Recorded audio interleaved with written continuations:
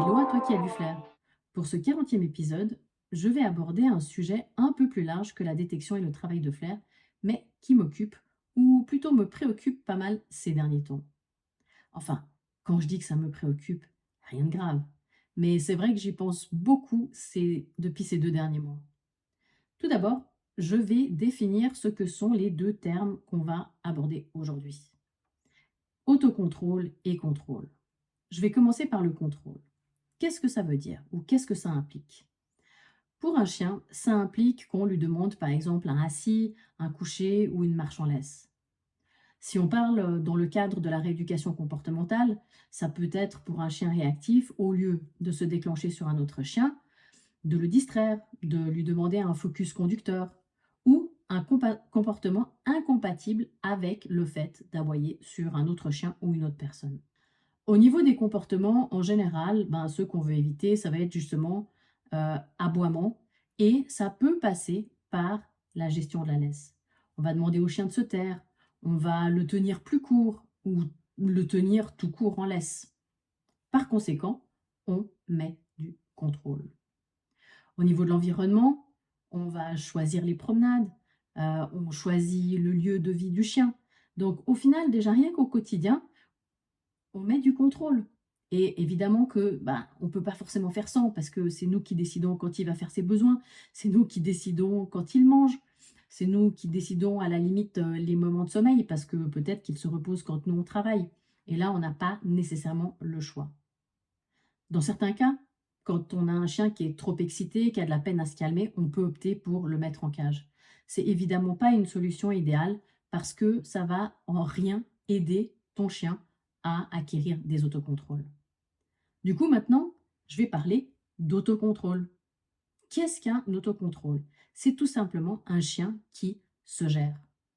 Au niveau des comportements qu'il va présenter, on va avoir un chien qui est dans l'observation, qui est plutôt calme, qui est apaisé et qui va avoir une attitude neutre vis-à-vis de différents stimulus. Une voiture qui passe, au lieu de bondir dessus, il va tranquillement la regarder passer. Ça va être pareil avec un chat, un lapin, un chevreuil. Et puis dans le cas de chien réactif humain-chien, ça va être soit le chien qui passe, la personne qui passe et ton chien qui s'en fiche. Comment est-ce que ça va se passer? Comment est-ce qu'on peut aider son chien à acquérir des autocontrôles? Eh bien, évidemment, ça passe par tout un nombre d'exercices qu'on va pouvoir mettre en place. Ça va aussi passer par la gestion de l'environnement. Et effectivement, là, on va s'impliquer et on va un petit peu contrôler cet environnement-là. Et puis, on va aussi gérer les activités, les gérer de deux façons.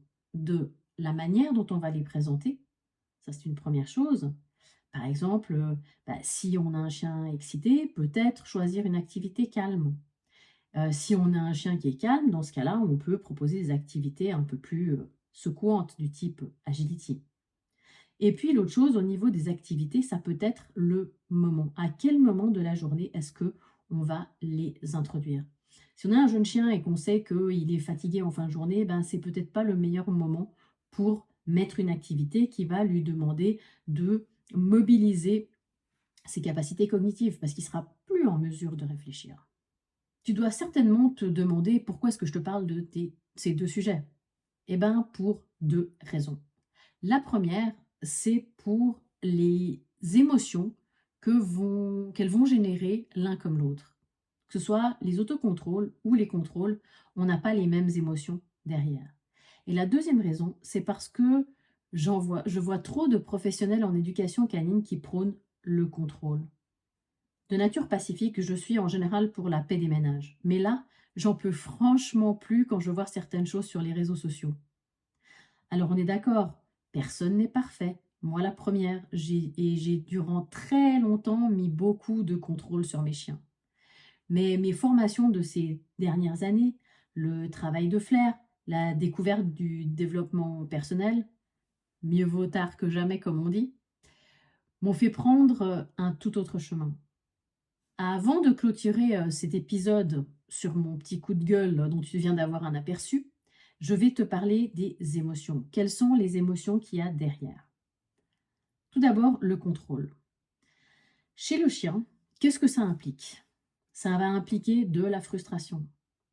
Peut-être parce qu'il est en laisse et qu'il ne peut pas aller voir l'autre chien. Ça va générer du stress parce que s'il a peur de quelque chose et qu'il a envie de fuir et que là encore il est en laisse, il ne va pas pouvoir le faire. Ça va parfois générer de la colère, de l'anxiété ou même de la peur parce que parfois c'est nous-mêmes qui avons des craintes et on va les transmettre, notamment au travers de certains comportements, de notre respiration. Et évidemment, tu le sais, la laisse, elle va transmettre tout ça. Alors, je prends l'exemple de la laisse parce que c'est le plus simple, mais ça va être pareil au niveau du assis. Si un chien, on l'entraîne de manière intensive à s'asseoir quand il y a X, Y distraction, il va être capable de le faire, bah, par exemple, même s'il y a un chien qui passe. Et ok, en obéissance, c'est nickel, mais ton chien, il ne va pas pouvoir s'exprimer. Et par conséquent, ça va peut-être générer de la frustration, du stress, de la colère, de l'anxiété ou de la peur. Tu vois où je veux en venir? Chez l'humain, eh ben, c'est pareil. Parce que avec notre chien frustré, qu'est-ce qu'on va faire? Ben, nous, on va frustrer aussi. Ça va générer du stress.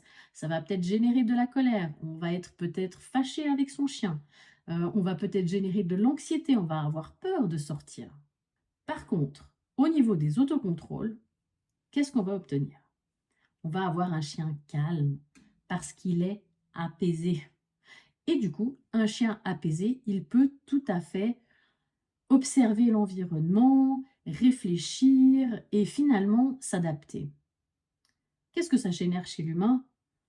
Tu t'en doutes, bah, du soulagement et de la joie. Il n'y a pas trop de six émotions, hein. On est content quand notre chien il se gère. Lorsqu'on commence à mettre en place des autocontrôles, on ouvre la porte à nos chiens sur une vie qui est faite de choix et de liberté. Tout le monde se détend et qu'est-ce que ça fait du bien.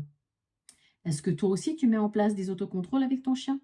Tu peux me dire en commentaire si ça vous a apporté bah, justement ce fameux soulagement ou peut-être d'autres choses. Pour en revenir à mon coup de gueule, je vais d'abord te présenter une petite réflexion personnelle. Il y a pas mal d'années, je dirais en tout cas bien avant les 50 dernières années, la plupart des chiens étaient en liberté. Ils avaient la liberté de mouvement et puis il faut dire aussi qu'il y avait une moins grande population canine. Dans certains pays, c'est encore le cas et on peut l'observer. Et c'est d'ailleurs là que de nombreux comportementalistes ou éthologues profitent bah, justement pour observer ces fameux chiens. Ce qui se passe, c'est que avec l'arrivée de l'éducation canine un peu après la Deuxième Guerre mondiale, ça a changé. Cette éducation, elle était basée sur les chiens qui avaient été entraînés durant la guerre. Et on a adapté ben, les compétences ou les connaissances qu'on avait acquises pour la formation de ces chiens militaires à ben, la vie de tous les jours. D'où cette fameuse marche au pied, d'où des assis, des couchés, etc. Et finalement, la question qu'on peut se poser, c'est que est-ce que c'est vraiment adapté à nos chiens de compagnie? Parce que franchement, moi, avoir un chien au carré à côté de moi, franchement, ça m'intéresse vraiment que très, très moyennement. Voire, pour être honnête, pas du tout. Alors, je ne sais pas si c'est notre société qui veut ça, et quand je parle société, c'est vraiment au sens large du terme, mais on veut que tout soit parfait. On veut que tout arrive rapidement et que rien ne déborde du cadre. Je pense que Internet et l'arrivée du haut débit, des fameux G, 3G, 4G, n'ont rien arrangé.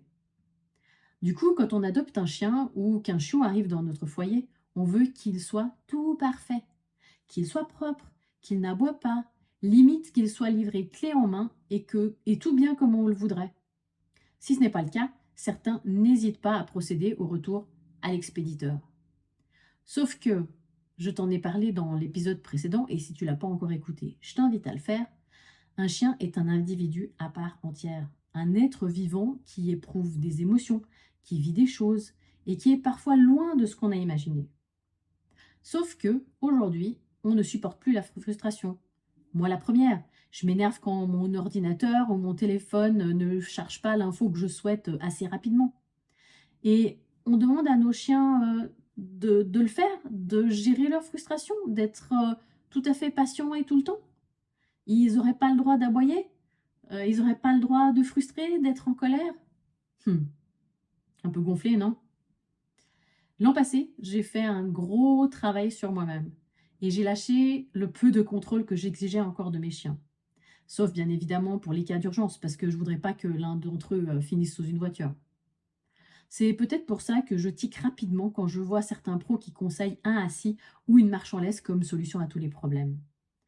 Je vais pas coller d'étiquette parce que je le vois autant chez les pros en traditionnel que chez certains en méthode bienveillante.